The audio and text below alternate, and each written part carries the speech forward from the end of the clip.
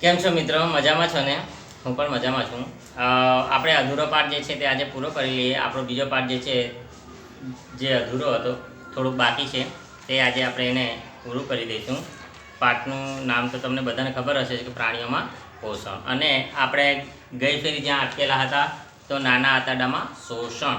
નાનું આંતરડું જે છે એમાં શોષણ કેવી રીતના થાય છે, એમાં જે પચેલા ઘટકોનું શોષણ કેવી રીતના થાય છે એના વિશે અહીંયા આપણે જોવાના છે. નાના આંતરડા વિશે અહીંયા માહિતી આપવામાં આવી છે, આપણે જોઈ લઈએ અને પછી આપણો આજે પાઠ જે છે તે પાઠની આપણે પૂર્ણાહુતિ આજે કરી દઈશું. જુઓ શું કહે છે નાના આંતરડામાં શોષણ. એના માટે એમાં શું આપેલું છે કે હવે પાચિત ખોરાક નાના આંતરડાની દિવાલની રુધિરવાહિનીમાંથી પસાર થાય છે, જેને અભિશોષણ કે શોષણ કહેવાય છે. જે પચેલો ખોરાક હોય છે તે આપણા જઠરમાંથી જે પચેલો ખોરાક હોય છે તે નાના આંતરડામાંથી પસાર થાય છે, અને એ નાના આંતરડામાંથી એ પચેલો ખોરાક જે છે, નાનું આંતરડું જે છે તે પચેલા ખોરાકને પોતે શું કરે છે તો કે શોષવાનું કામ કરે છે.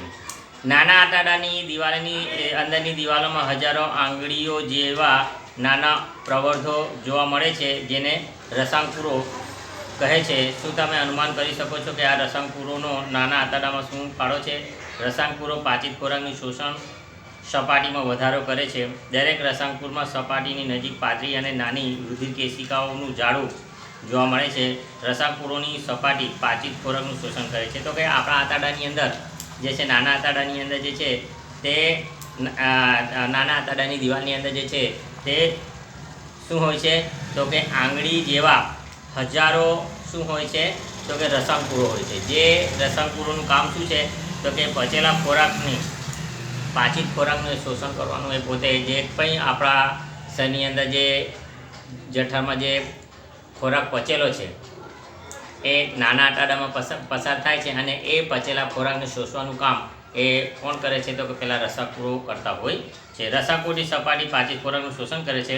શોષાયેલ ખોરાક રુધિરવાહિનીઓ દ્વારા શરીરના વિવિધ અંગો સુધી પહોંચે છે. જે શોષાયેલો ખોરાક જે છે એ રુધિરવાહિનીઓ, એટલે ખોરાકમાં એની ગરમી જે છે તે લોહીની અંદર ભળી જાય છે. રુધિરવાહિનીઓ જે છે તે આપણા શરીરની અંદર છે, તેમાં એ પોતે શું થઈ જાય છે તો એ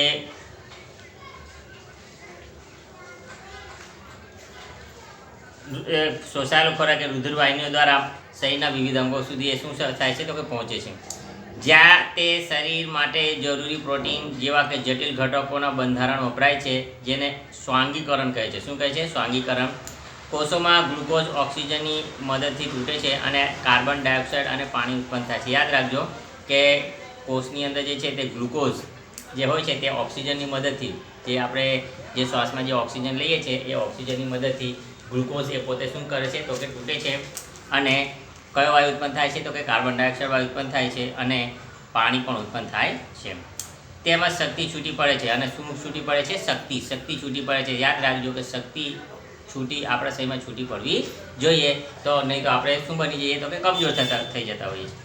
જે ખોરાક અપાચિત અને વણ શોષાયેલ છે તે મોટા આંતરડામાં જાય છે, અને પછી જે પણ કચરો હોય આપણા પેટની અંદરનો, જે કંઈ પણ કચરો હોય, જે પણ અશોષાયેલો ખોરાક હોય, એ મળ દ્વારા એ શરીરની બહાર એ મોટા આંતરડામાં જાય છે, અને પછી મળ દ્વારા એ શરીરની બહાર નીકળી જાય છે. જોઈએ મોટું આંતરડુંનું એ કામ શું છે. આગળ જે છે બીજો ટોપિક છે મોટું આંતરડું. મોટું આંતરડું એ નાના આંતરડા કરતાં પહોળું અને ટૂંકું હોય છે. તે આશરે 1.5 મીટર જેટલું લાંબુ છે. તે અપાચિત ખોરાકમાંથી પાણી અને કેટલાક ક્ષારોનું શોષણ કરે છે. યાદ રાખજો કે મોટા આંતરડાનું કોઈ કામ પણ શું છે તો કે અપાચિત અને પાણી શોષવાનું કામ જે છે એ પોતે કોણ કામ કરે છે તો કે મોટું આંતરડું કરે છે. બાકી રહેલો કચરો એ મળાશયમાં જાય છે, અને ત્યાં અર્ધઘન મળ સ્વરૂપે રહે છે. આ મળદ્વાર દ્વારા સમયાંતરે નિકાલ પામે છે, જેને મળત્યાગ કહે છે. અને જે અપચેલો ખોરાક જે છે એ મળ દ્વારા મોટા આંતરડાથી પછી છેલ્લે મળદ્વાર દ્વારા એ અપચેલો ખોરાક જે છે એ પોતે એનો નિકાલ થાય છે. ઘાસ ખાતા પ્રાણીઓમાં પાચન. હવે ઘાસ ખાતા પ્રાણીઓના શરીરની અંદર પાચન કેવી રીતના થાય છે એના વિશે અહીંયા છે. શું તમે જોયું છે કે ગાય, ભેંસ કે બીજા ઘાસ ખાનારા પ્રાણીઓ ત્યારે પણ સતત ચાલતા હોય છે જ્યારે તેઓ ખાતા ન હોય? હકીકતમાં તેઓ ખૂબ ઝડપથી ઘાસ ગળી જાય છે અને જઠરના અમુક ભાગોમાં સંગ્રહ કરે છે, જેને અમાશય કહે છે. યાદ રાખજો પ્રાણીઓ મિત્રો કે જે મોટા પ્રાણીઓ છે જેમ કે ગાય છે, ભેંસ છે, પછી બીજા બી જીરાફ છે, બરાબર છે, બીજા બકરી છે, તે જે મોટા પ્રાણીઓ જે છે તો પોતે શું કરતા હોય છે કે જલ્દી પહેલાં એ ખાઈ લેતા હોય છે, બરાબર છે. અને પછી જ્યારે એ આરામથી જ્યારે બેઠેલા હોય છે ત્યારે એ જે ખોરાક જે છે એ ખોરાકને પોતે શું કાં લાવે છે, મોઢામાં લાવે છે અને પછી ચાવતા હોય છે. ઘણી ફરી આપણે પ્રાણીઓને જોતા હોઈએ છીએ કે જ્યારે નવરા આરામથી બેઠેલા હોય છે ત્યારે એ લોકોનું મોઢું જે છે તે ચાલતું હોય છે, ચાવતા હોય છે. તો એ શું ચાવતા હોય છે, તો જ્યારે એ લોકો ઘાસચારો જ્યારે મળે ત્યારે જલ્દી એ પોતે ખાઈ લેતા હોય છે, કેમ કે એમનું પેટ તો મોટું હોય છે, એટલે કુદરતની આ બક્ષિસ છે, બરાબર છે. અને એ ખોરાક જે છે એ અમાશયમાં એમનું જે અંગ જે છે પેટની અંદર અમાશય નામનું અંગ હોય છે, ત્યાં એ બધા જે છે એ ખોરાક એ પોતે જે કંઈ પણ ઘાસચારો એ પોતે સંગ્રહ પામે છે. અને જ્યારે નવરાશના સમયમાં એ પછી એમાંથી એ પોતે પેટમાંથી એ ઘાસચારાને પોતે મુખમાં લાવે છે અને પછી ચાવે છે. અને આવી રીતના પછી એ ચવાયેલો ખોરાક પછી એમના શરીરમાં શું થાય છે, તો કે પાચન થાય છે. આગળ જોઈએ, જો અહીંયા મસ્ત મજાની માહિતી આપવામાં આવી છે કે આપણા શરીરની અંદર ઝાડા કેવી રીતના થાય છે. ક્યારે તમે અનુભવ્યું હશે કે પાણી જેવો પ્રવાહી મળ વારંવાર નીકળે છે, આ પરિસ્થિતિને ઝાડા કહે છે. તે સામાન્ય રીતે ચેપ, ફ્રૂટ પોઈઝનિંગ અથવા તો અપચાને કારણે હોઈ શકે છે. આ પરિસ્થિતિ ભારતમાં સામાન્ય રીતે જોવા મળે છે અને ખાસ કરીને બાળકોમાં નાજુક પરિસ્થિતિમાં તે જીવલેણ પણ થઈ શકે છે. તે શરીરમાંથી વધુ પડતા પાણી અને ક્ષારના નિકાલને કારણે બને છે. ઝાડાને અવગણવા ન જોઈએ. ડૉક્ટરની સલાહ લીધા અગાઉ પણ દર્દીને પુષ્કળ ઉકાળીને ઠંડા કરેલા પાણીમાં મીઠું કે ખાંડ ઓગાળીને આપવું જોઈએ, જેને ઓરલ રિહાઇડ્રેશન સોલ્યુશન કહે છે. શું કહે છે, તો કે ઝાડા આપણા શરીરની અંદર આપણે જ્યારે ઝાડા લાગી જાય ત્યારે એકદમ પાણી જેવા ઝાડા જતા હોય છે, પાણી જેવું મળી જતું હોય છે, બરાબર છે. તો એ શું છે કે તો આપણા શરીરની અંદર જે છે એ ચેપ લાગેલો હોય છે, બરાબર છે. અને એ ચેપને કારણે જે છે અથવા કોઈ જંતુ આપણા શરીરમાં જ્યારે ઘર કરી જાય ત્યારે એના કારણે ઝાડા થતા હોય છે અને ઝાડાનો ચેપ લાગી જતો હોય છે, બરાબર છે. અને એને કારણે જે છે આપણને ઝાડા થતા હોય છે. તો આવી પરિસ્થિતિમાં આપણે ઉકાળીને પાણી પીવું જોઈએ. ખાસ કરીને ચોમાસામાં આ પ્રકારની પરિસ્થિતિ વધારે બનતી હોય છે, કેમ કે ચારે બાજુ ગંદકી હોય છે. તો એવા સમયમાં આપણે ઉકાળીને પાણી પીવું જોઈએ. ખાસ કરીને નાના છોકરાઓની કેપેસિટી જે છે શું હોય છે, તો કે ઓછી સહનશક્તિ હોય છે અને એ લોકોમાં રોગ જલ્દી પકડી લેતો હોય છે. તો છોકરાઓને આવા સમયમાં આપણે ઉકાળીને પાણી આપવું જોઈએ. આગળ જોઈએ,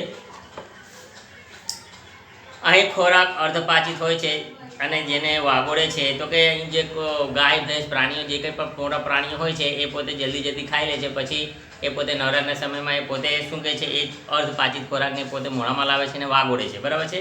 એને વાગોળું કહે છે. પરંતુ પછી વાગોળ નાના ગોળકોના સ્વરૂપમાં મોંમાં પાછો આવે છે અને પ્રાણીઓ તેને ચાવે છે. આ પ્રક્રિયાને વાગોળવું કહે છે અને આવા પ્રાણીઓને વાગોળનાર કહે છે. અને આવા પ્રકારના જે પ્રાણીઓ જે વાગોળે છે તેને વાગોળનાર પ્રાણીઓ કહે છે.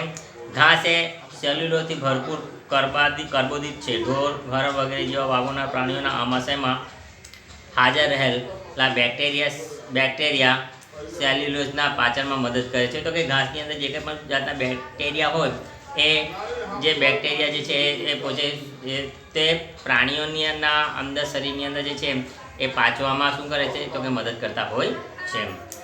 મનુષ્ય સહિતના ઘણા પ્રાણીઓ સેલ્યુલોઝનું પાચન કરી શકતા નથી.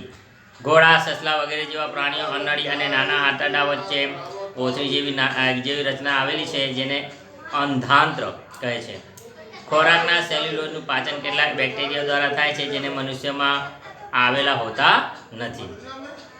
અત્યાર સુધી તમે એવા પ્રાણીઓ વિશે અભ્યાસ કર્યો જે પાચન તંત્ર ધરાવે છે, પરંતુ ઘણા નાના સજીવો છે જે મુખ કે પાચન તંત્ર ધરાવતા નથી. તો કે ઘણા એવા પ્રાણીઓ પણ છે કે જે પોતે પાચન તંત્ર ધરાવતા નથી. તો પછી તે કેવી રીતે ખોરાક મેળવે છે અને પાચન કરે છે, નીચેના વિભાગોમાં તમે ખોરાક મેળવવા માટેની અન્ય રસપ્રદ પદ્ધતિ વિશે આપણે શીખશું. અમીબા ખોરાક ગ્રહણ અને પાચન. તો કે અમીબા જે છે, અમીબા એક કોષી પ્રાણી છે, જીવ છે, અને એની અંદર જે છે તે ખોરાકનું પાચન અને એ કેવી રીતના થાય છે અને ખોરાક એ પોતે કેવી રીતના ખાય છે એના વિશે અહીંયા માહિતી આપવામાં આવી છે. અમીબા તળાવના પાણીમાં જોવા મળતું સૂક્ષ્મજીવ છે. અમીબા કોષરસ પટલ, ગોળઘટ, કોષ કેન્દ્ર અને કોષરસમાં નાના પરપોટા જેવી ઘણી રસધાનીઓ ધરાવે છે. અમીબા સતત તેનો આકાર અને સ્થાન બદલે છે. યાદ રાખજો કે અમીબા જે છે એ પોતે આકાર પણ બદલે છે અને પોતે પોતાનું સ્થાન પણ બદલે છે. તે એક અથવા વધુ આંગળી જેવા પ્રવર્ધો બહાર કાઢે છે. એક પ્રવર્ધો બહાર કાઢે છે તેને ફૂટપાથ અથવા ખોટા પગ કહે છે, જે હલનચલન અને ખોરાક પકડવામાં મદદ કરે છે. તો કે એના જે ખોટા પગ હોય તે એ પોતે હલનચલન કરતા હોય છે અને જીવને, નાના જીવજંતુઓને પકડીને એ પોતે એનો શું કરે છે તો કે શિકાર કરે છે. આગળ જોઈએ, અહીંયા અમીબાની જે આકૃતિ આપવામાં આવી છે અને એના અલગ અલગ પ્રકારના જે અંગો પણ અહીંયા બતાવવામાં આવે છે. અહીંયા પ્રાણીઓના, ગાયના પણ અહીંયા જે પોતે જે ખાય છે અને ખોરાકનો પછી એનો સંગ્રહ થાય છે, પછી એ પોતે પછી ચાવે છે. તો અહીંયા એના ગાયનું પણ અહીંયા બતાવવામાં આવ્યું છે. અમીબા કેટલાક સૂક્ષ્મજીવોને આરોગ્ય છે તે ખોરાકનો આભાસ થાય છે ત્યારે તેના ખોટા પગને ખોરાકની ફરતે ફેરવે છે અને ખોરાક ગળી જાય છે. બરાબર છે. ખોરાકને પોતે પકડે છે ખોટા પગ દ્વારા અને પછી એને ગળી જાય છે અને પોતે એનો શિકાર બનાવી લે છે. આ ખોરાક અન્નધાનીમાં ફસાય છે. અન્નધાનીમાં પાચક રસો ઠલવાય છે, તે ખોરાક પર કાર્ય કરે છે અને તેને સરળ પદાર્થમાં ફેરવે છે. ધીરે ધીરે પાચિત ખોરાક પોષણ પામે છે. શોષિત ખોરાક વૃદ્ધિ, શરીરની જાળવણી અને કોષોના બહુગુણક માટે વપરાય છે. વધેલો અપચિત ખોરાક રસધાની દ્વારા શરીરમાંથી બહાર ફેંકાય છે. તો કે જે કંઈ પણ ખોરાક અપચિત હોય પછી એ શરીરની બહાર એ પોતે એને રસધાની દ્વારા એ બહાર ફેંકાઈ જાય છે. ખોરાકનું પાચન અને શક્તિ મુક્ત થવાની ક્રિયા બધા પ્રાણીઓમાં મોટાભાગે એકસરખી જોવા મળે છે. પાછળના પ્રકરણમાં તમે નાના આંતરડામાં શોષાયેલા ખોરાકનું શરીરના વિવિધ ભાગો તરફ વહન વિશે શીખી. તો પાછળના ભાગમાં આપણે એની વધુ સારી માહિતી મળશે. તો કે મિત્રો, અહીંયા આપણો આ જે બીજો પાઠ જે છે પ્રાણીઓમાં પોષણ, બરાબર છે, એ પાઠ આપણો અહીંયા પૂરો થાય છે. અહીંયા આ પાઠમાંથી આપણને ઘણી બધી માહિતીઓ જાણવાની મળી છે. તો મિત્રો, આ તમે ધ્યાનથી ભણજો અને આમાંથી ઘણું બધું શીખવાનું આપણને મળ્યું છે કે આપણા શરીરની અંદર ખોરાકનું પાચન કેવી રીતના થાય છે, પ્રાણીઓની અંદર ખોરાકનું પાચન કેવી રીતના થાય છે, એ આપણને આ પાઠમાં જાણવાનું મળ્યું. નેક્સ્ટ સમયમાં આપણે બીજો વિડીયોની અંદર જે છે આપણે ત્રીજો પાઠ જોઈશું અને ઉષ્મા, બરાબર છે, એ પાઠ આપણે નેક્સ્ટ વિડીયોમાં જોઈશું. અને મિત્રો, ત્યાર સુધી આપણે રજા લઈએ છીએ. સારી રીતના રહેજો, તંદુરસ્ત રહેજો અને જો તમને આ વિડીયો સારો લાગતો હોય તો સાઈડના ભણજો, લાઈક કરજો, સબસ્ક્રાઈબ કરજો અને આગળ ધપાવજો. નમસ્કાર.